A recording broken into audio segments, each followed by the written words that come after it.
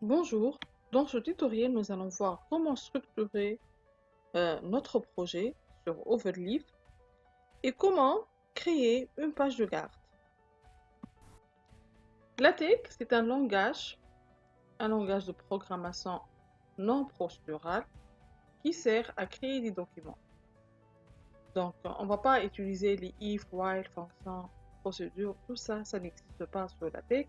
On a des commandes toutes prêtes, voilà, on peut créer nos propres commandes qu'on va les utiliser pour créer un document. Donc, c'est un langage de programmation. Donc, il prend un peu la philosophie des langages de programmation. Généralement, dans les langages de programmation, la plupart, surtout qui sont issus du C, donc on trouve toujours un fichier dans les langages de programmation, on trouve toujours une fonction principale main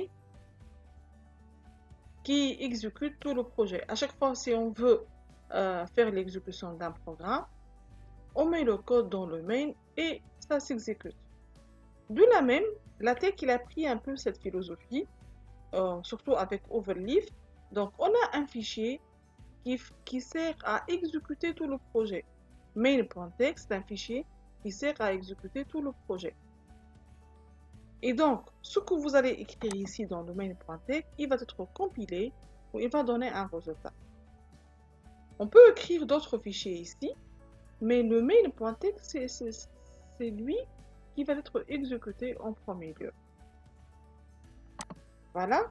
Donc, l'idée ici, puisque LaTeX est un langage de programmation, puisqu'il ressemble un peu le C et les langages qui sont issus du C, donc histoire de main qui, euh, qui exécute tout le projet, euh, on va terminer avec la même philosophie et on va faire ce qu'on appelle la programmation modulaire.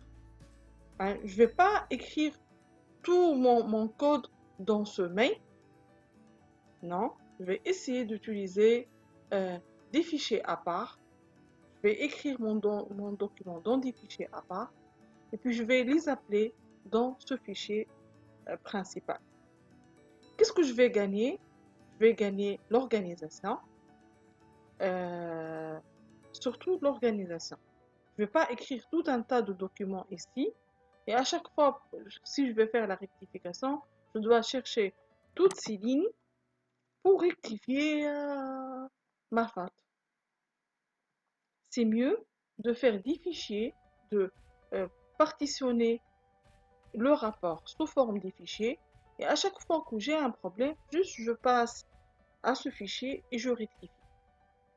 Voilà. Donc, et ça sera mieux encore plus si ces fichiers vont être organisés sous des dossiers. Voilà. Donc ici, par exemple, je vais créer 3 dossiers. Le premier dossier, je vais l'appeler intro, où je vais mettre tous les fichiers d'introduction pour mon document rapport. Exemple intro, la page de garde. Je peux mettre la page de garde, le fichier de page de garde ici, le fichier de dédicace ici, le fichier de remerciement ici, le fichier d'introduction générale de ce rapport sous ce dossier. Et puis, je vais créer un autre. Je vais cliquer sur Main. Donc, je vais cliquer un autre dossier et je vais l'appeler conclusion. Tous les fichiers de conclusion, ils vont être mis ici. Exemple de fichier de conclusion, index, bibliographie, fichier pour la conclusion générale. Et qu'est-ce qu'il nous reste? Il nous reste un dossier qui va contenir le contenu de mon fichier, mon rapport. Donc, contenu, créer, et voilà. Donc, ici, c'est le contenu de mon rapport. Tout ce qui n'est pas introduction, n'est pas une conclusion, c'est le contenu. Tout le contenu, je vais le mettre ici. Et avec cette manière, je vais organiser mon projet de façon, je peux à chaque fois m'intervenir dans mes fichiers sans problème. Donc, je sais quelle partie, quel fichier. Et donc, s'il y a des fautes, je peux directement passer au fichier et rectifier ce que je veux. Maintenant, nous allons passer à l'action et on va essayer de créer un fichier à part pour l'appeler dans le fichier mail.txt. Mon fichier, ça va être la page de garde. La page de garde, elle appartient à la partie introduction. Donc, je vais créer ma page de garde sous le dossier intro. Donc, comment faire? Donc, je vais cliquer ici pour ouvrir le dossier intro.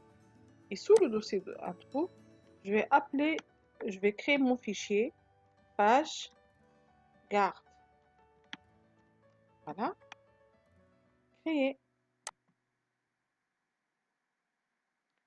Et pour appeler cette page de garde dans le fichier main.txt, juste, je vais appeler la fonction, voilà, je vais utiliser la fonction input.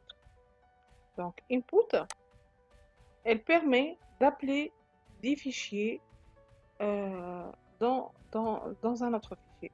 Ici, par exemple, je vais appeler le fichier pagegarde.txt qui existe sous intro dans le fichier main.txt. Voilà. Donc, Haka, j'ai appelé la page de garde dans le fichier main.txt. L'appel, c'est bon, on n'a pas de problème. Maintenant, je vais passer à la page de garde pour créer vraiment ma page de garde. Maintenant, on va voir comment on a créé notre page de garde. Pour créer une page de garde, on doit utiliser l'environnement begin title page and title page. Et c'est une commande. Mais la forme de cette commande, elle s'appelle environnement.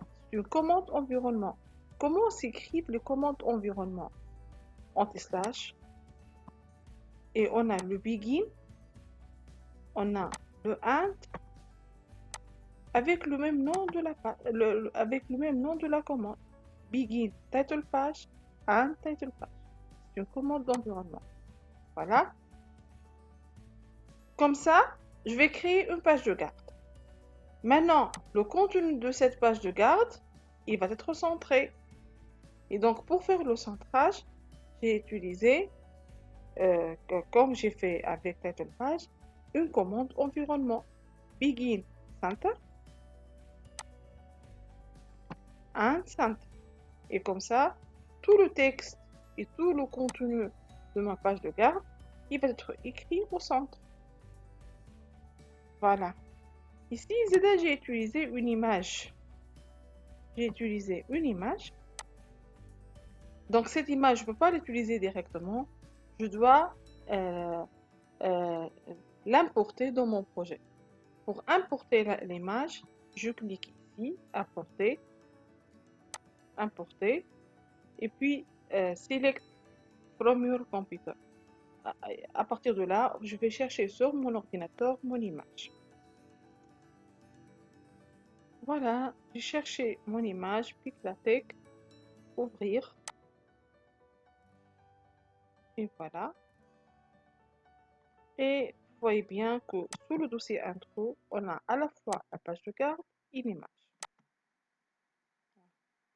C'est celle-là mon image. Maintenant, on va passer à l'exécution et voir le résultat, voir le code qu'on a écrit dans la page de garde. Donc, j'ai choisi comme ça ma page de garde. Vous pouvez faire autre chose. Donc, on a dit pour écrire la page de garde, on utilise begin title page and title page.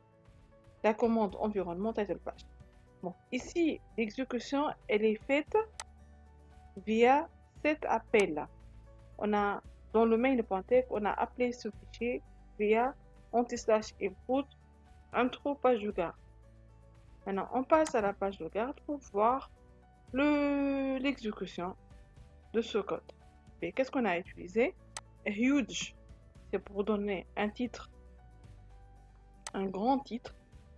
Et puis textbf, c'est une commande qui donne la mise en forme en gras. Et le texte qui va prendre la mise en forme en gras, c'est le titre principal. Vous voyez bien. Entre titre principal et titre secondaire, un espace vertical de 0,5 cm. Et puis, on va diminuer un peu le police de l'écriture. Ici, j'ai utilisé le police large, la taille large, titre secondaire. Et puis, rule text width, un point, c'est cette ligne horizontale. Et la longueur interne qui est text width, ça veut dire ligne de texte. والإباsseur نتاعها un point. Voilà, celle-là, c'est l'épaisseur نتاعها un point. Pour sa longueur, c'est text width. La commande qui donne cette ligne horizontale, c'est anti-slash rule. Et puis, un espacement entre ce anti-slash rule et le texte encadré par est 1,5 cm. Donc ici, c'est 1,5 cm.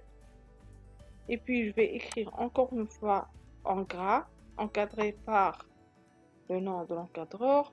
Il prend encore la même dimension d'écriture. Et puis, une autre ligne horizontale, celle-là, qui prend comme longueur ligne d'écriture ou comme dimension, comme largeur, un point. Puis, l'espace 3 cm entre cette ligne horizontale est réalisé par, il y a un espace de 3 cm. Et puis, un autre rule, anti-slash rule, une ligne horizontale. Et puis,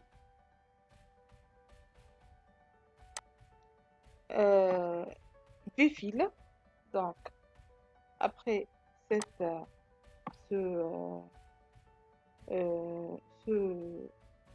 cette ligne horizontale, il y a un espace vertical, mais cette fois est élastique. Ça veut dire que Moulatek qui va estimer cet espace combien. Donc, suivant le contenu de cette page, l'espace vertical il sera calculé. Si on a trop d'écriture, V-fil, ça va être retrécé. Si j'ai peu d'écriture, l'espace vertical il va être élargi. Donc ça dépend. Ici, anti-slash V-fil, c'est un espace vertical estimé par la tech suivant le contenu de la page. Ici, il a un petit problème sur l'info de graphics. Donc juste je retourne ici pour voir est-ce que j'ai appelé la bibliothèque qui permet d'ajouter les graphiques. Non, j'ai pas appelé. Donc je vais appeler. Donc ici juste sur le main.tech, j'ai appelé la bibliothèque Use Package Graphics qui permet d'ajouter des images dans votre document. Sans ce package, vous ne pouvez pas ajouter des images. Donc pour ajouter une image, tout d'abord, il faut appeler la bibliothèque Use Package Graphics et puis importer l'image sous votre projet. Voilà, et la main.tech, page de garde. Donc on est arrivé ici, on a V-fil, c'est un espace vertical. Et puis pour ajouter une image, j'ai utilisé la commande anti-slash include graphics. Et puis je donne le chemin d'accès de mon image. L'image, elle existe sous intro. Enfin, on a donné le chemin d'accès.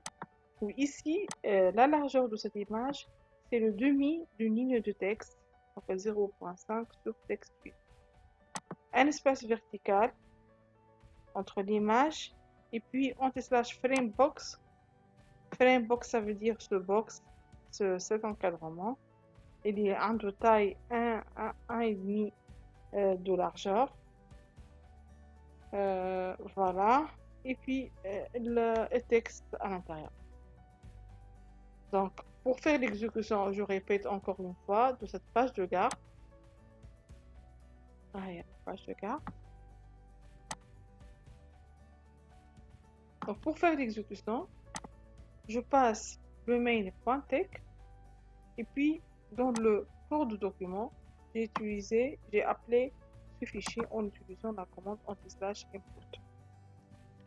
Juste ici, je vais ajouter un autre package dans la partie préambule entre document classe et begin document. Je vais ajouter un autre package pour fixer les marges de mon rapport. Donc, le use package que je vais utiliser, c'est géométrie. Donc, le package que je vais l'appeler, c'est géométrie. Enfin, entre accolade, j'ai écrit géométrie. Voilà. Et puis, j'ai fixé les marges ici à 2 cm partout. Left, right, top et bottom en bas. Donc, les 4 marges des pages de mon rapport, ils vont prendre comme valeur 2 cm. Ici, dans le main.text, je vais ajouter un paragraphe. Voilà. Je vais voir le résultat.